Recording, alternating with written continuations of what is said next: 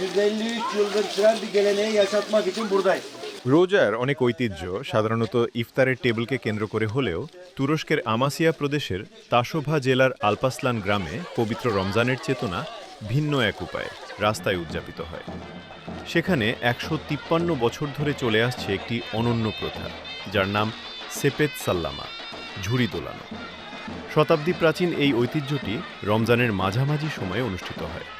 এর উদ্দেশ্য শিশুদের আনন্দ দেওয়া এবং তাদের মধ্যে ভাগাভাগির সংস্কৃতি গড়ে তোলা। ইফতারের পর লণ্ঠনের আলোয় আলোকিত গ্রামের রাস্তাগুলো ভরে যায় শিশুদের কোলাহলে। তারা হাতে ঝুড়ি ও ব্যাগ নিয়ে বাড়ি বাড়ি এবং দোকান থেকে দোকানে ঘুরে বেড়ায়।